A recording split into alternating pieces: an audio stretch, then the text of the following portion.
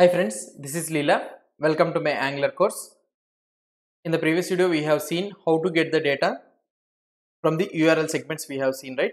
Through activated route we have seen. Now there is one problem in this using this activated route snapshot. Let me show you that one. So we are taking the data from the URL segment using activated route, that route.snapshot.param_id, right? Now we will be having some problem. What is the problem is, for example, here let's see, from this user component I want to move to another user component, something user data. So something like user with uh, get details of Leela. Let's assume. So I want to get the details of Leela. So you will be having like this. So you will be having a router link. Okay, is equal to. So you will be having slash users.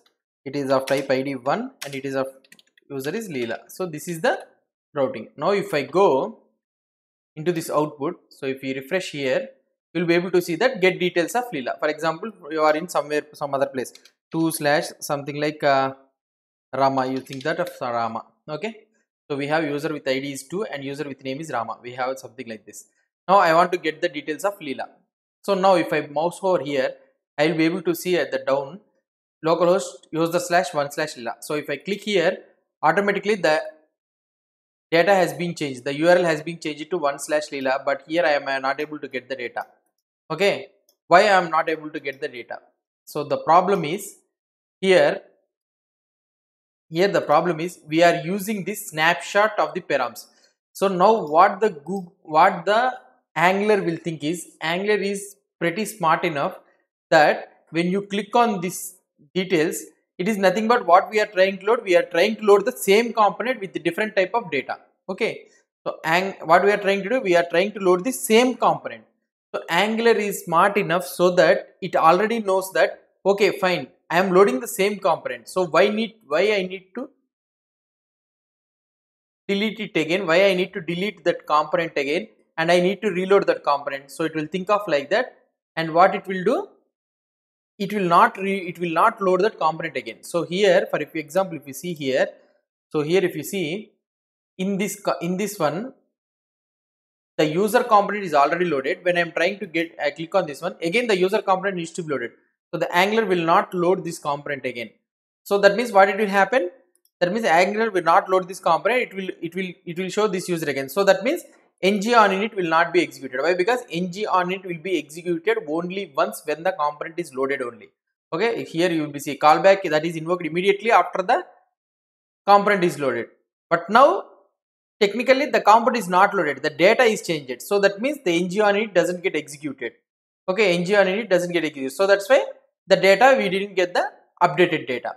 So how to overcome this type of problem? So we can overcome this type of problem by listening to the URL changes of this data. Okay, by listening to this data, how we can listen to this type of data? Okay, so in this activated route, okay, you will be having another method, something like what we will be having is, so this dot route dot params. Okay, so I need to listen to this params. Okay, I need to all the time listen to this. Whenever the parameters changes in the URL, I need to execute some type of code.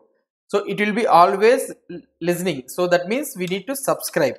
Subscribe means, so please listen to this type of data. So this subscribe concept comes in the RxJS.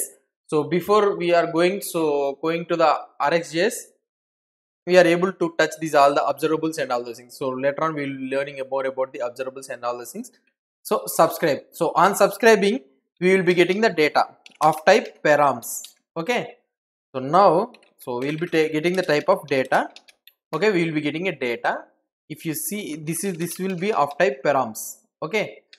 Oh, sorry. Okay, so now this will be of type params. Okay. So this params, it will be imported from the Angular router. Again, this params is present in the Angular router. So now what I can do is I can copy this code.